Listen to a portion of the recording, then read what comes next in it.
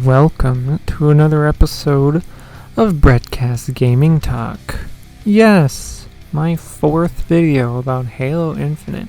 Are you shocked? Well, you shouldn't be, because it's finally time to talk about the campaign for Halo Infinite, because it's finally out. Okay, it's been out for a few, but still. Look, the campaign for Halo Infinite is so goddamn good and so goddamn fun. That makes this a lot harder to talk about, because talking about something I like and enjoy is a lot harder than talking about something I am critiquing or downright shitting on. First of all, Master Chief looks so damn good in this game. Seeing Master Chief in his Mark 6 armor all beaten and dirtied up is just so good.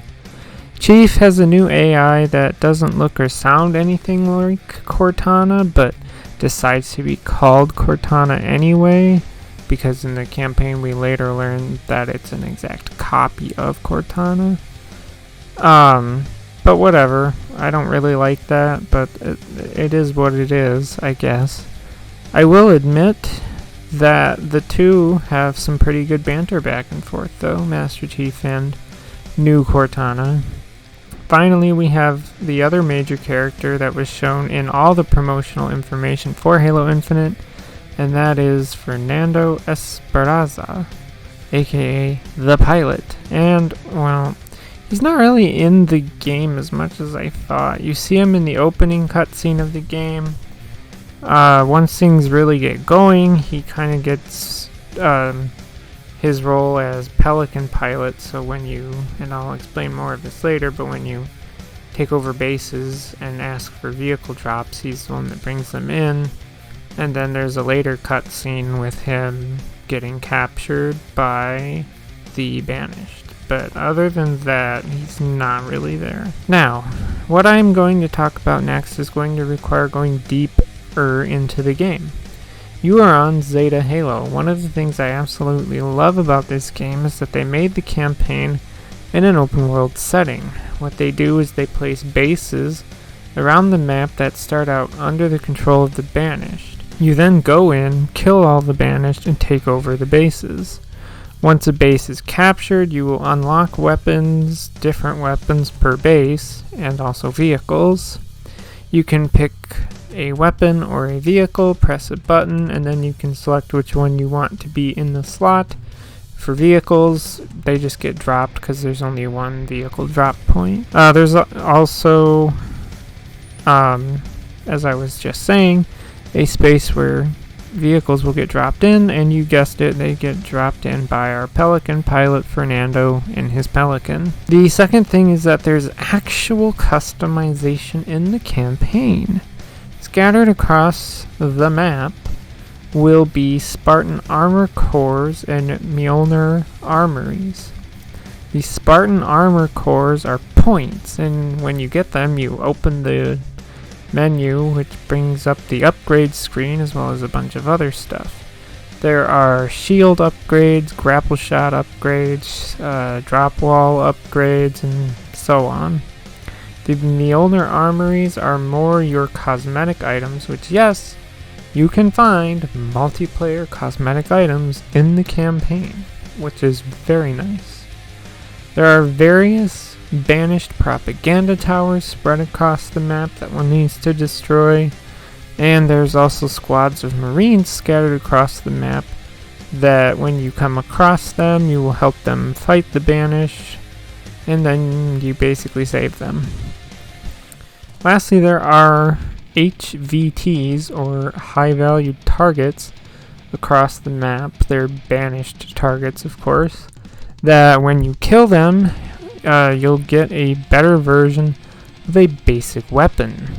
Now, there is one issue I have with these upgraded weapons, is that they will not pick up ammo from the basic weapon. For example, when I was using the upgraded Mangler called the Riven Mangler, I found a weapon cache that had basic Manglers, and I could not fill up on ammo in my Riven Mangler. And that's one other small thing, is that there are tons of just weapon Like you'll be in an area and you'll just find like a thing with like, 2 manglers, 2 spike grenades, and what was the weapon? It doesn't matter, but you know what I'm talking about. You'll find some that'll just have 2 energy swords, some that'll have 2 pulse carbines and 2 needlers and a couple sticky grenades, so on and so forth. And to go with that, there are ammo crates, which is the only way that I've found that you can fill up on ammo for special weapons. There's different kinds of ammo, things like the Mangler. Any of the UNSC weapons all use kinetic ammo. There's a shock rifle that uses electric ammo. There's hard light ammo, and there is plasma ammo. Pretty sure that's all the types. One of the smaller things you will find in various areas are audio logs, and you will find audio logs for both the UNSC and the Banished. I really like these, as like some of the UNSC ones mention previous characters like Captain Lasky and Spartan Palmer. I also like with the Banished audio logs that you get to hear, things that may not even be in the game, extra tidbits like that, and it's just interesting trying to get to hear the 2 sides of the story. In terms of weapons, 2 of the weapons that are basically useless in multiplayer, they actually feel like their purpose is better served in the campaign. I'm talking about the plasma pistol and the pulse carbine. In the multiplayer, you can't really get any kills with either of these weapons, but that's also attributed to the fact that people move around too much. But in the campaign, you can. The plasma pistol works well against basically all of the grunts, because there's like 3 kinds of grunts. And the pulse carbine works great against the jackals with the shields, as it'll down their shields in like 2 of the 3-round bursts that it does. Weapons like the commando and the bulldog are a bit more viable in the campaign because of the ammo crates, making it so they don't run out of ammo as quick, but I still wish 343 Industries would have upped the ammo capacity for both of those weapons in the multiplayer. Getting hits with the skewer in the campaign is also much easier, as the enemies in the campaign don't move around as much as human players do in the multiplayer. I also found that doing certain tricks with like the grapple shot's a lot easier in campaign. Some of my favorites to do is like where you when you're fighting at like let's say an elite, I'll switch to my energy sword and I'll grapple them, the elite, which will stun them. Like as I'm coming at them, then I'll hit them with the sword, and it's really fun. It's the same too for like hijacking with the grapple shot. Like if I'm coming up to an enemy area and there's a ghost, and I'll grapple shot onto the ghost, and then we'll take over the ghost. It's a lot of fun, and it's also much easier to do in the campaign. Now, it's time to get to the part that you've all probably been waiting for, and that is the story itself. Honestly, I was not going to talk about the story, but then I decided to actually finish the campaign before recording this discussion, because I do want to talk about the story itself. So this is your warning now that I'm going to be talking about and spoiling the story for Halo Infinite. Okay, so the story begins with a fierce battle raging on the UNSC Infinity because it's being boarded by the Banished. We see Master Chief fighting until our main villain smacks him with his gravity hammer. Our villain beats up Chief, grabs him by the neck, and walks to an edge. He tells Chief that his name is Atriox, and he is the last face that Chief will ever see, before giving Chief the toss. Then we go to our pilot guy floating out space in a Pelican. The next part of this is basically what 343 showed in previews of the campaign. He goes and finds the little hologram device of his family's little message and so on, and then he bumps into Chief floating out in space. Pilot guy gets Chief, brings him in, and gets him up and running. Chief boards a ship, which is the opening mission of the game. We eventually end up on Zeta Halo, where the rest of the game takes place. So there's a cutscene where we see Eshram, it's kind of weird because the game builds up Atriox as the main villain, but then you don't even fight him. You have to deal with Eshram. Whatever. Anyway, Eshram tells one of his high-level banished members, an elite known as the Assassin, to bring Chief to him alive. He lures Chief by leaving several dead Spartans in a path, and I kind of thought this was interesting, getting to see other Spartans in the campaign. Anyway, the next important cutscene is when the Assassin tells Atriox that Chief has a weakness that they can use against him, and then a later cutscene reveals that it's the pilot who they kidnap, the Banished kidnap him, because they know that Chief will come rescue him, and we do. Now, the Banished have been working with this creature that goes by the name the Harbinger. She likes to talk about things like the Silent Auditorium and something called the Endless, which brings me to what I want to talk about the most with the campaign is the ending. I'll talk about the normal ending first and then the legendary ending, starting with the normal ending. So, the normal ending, you see Atriox going into a room that has Silexes, I believe they're called. I don't really know, I'm just guessing. And I'm also guessing that it's implied that these things hold these Endless in them. The legendary ending provides a voiceover over that same scene, which is a conversation between a being called the Grand Edict and another being called the Despondent Pyre. Now, if Atriox is going to the room where the Endless are being kept, perhaps his intentions is to release the Endless, which I think the Harbinger at one point, is either the Harbinger or Cortana said that the Endless are worse than the Flood. Anyway, the conversation between the Grand Edict and the Despondent Pyre also mentions having to contain the Endless, saying that if Halo can't end them, then it must imprison them, which I guess means that they can't be killed by the effects of the Halo rings being fired. It mentions a lot of things too, like the Engineers, the Criterion, and I'm not sure who or what they are referring to.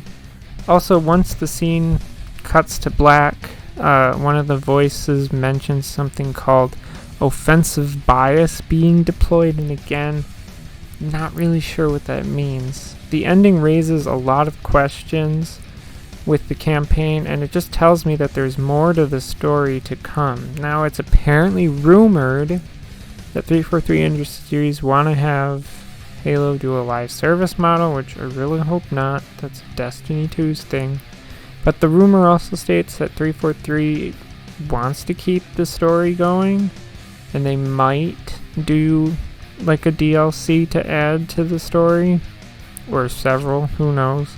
But keep in mind that these are just rumors, and I cannot confirm any of this as true until 343 Industries says something official themselves. Now, some final things on Halo Infinite as a whole. I know that some people are still kind of upset about having to wait 6 months or however long it is for co-op campaigning forward. But to me, it just doesn't make sense that you can't play the game. I don't understand the mindset that these people have, that they think they can only play the campaign in co-op and that's it. You know, like I plan on finishing the campaign, and I already have on my own. And then once they put co-op in, I probably will grab a friend and do it all again. I also have not said this in any of my previous videos about Halo Infinite, and that's that I'm glad that 343 Industries went for a more classic aesthetic for the weapons, like the assault rifle and the battle rifle. I mean, we all remember the look of these weapons from Halo 4 and 5, even though most people would like to forget that. I also still wish that they would put Halo 5 on PC, but it's never going to happen. If you can believe it, I have had small issues with Halo Infinite's multiplayer. Crashes every now and again, and yeah, it's annoying, but it never impacts me so much to look negatively on the game. Hell, even the campaign I think crashed on me twice. So it happens, but yeah.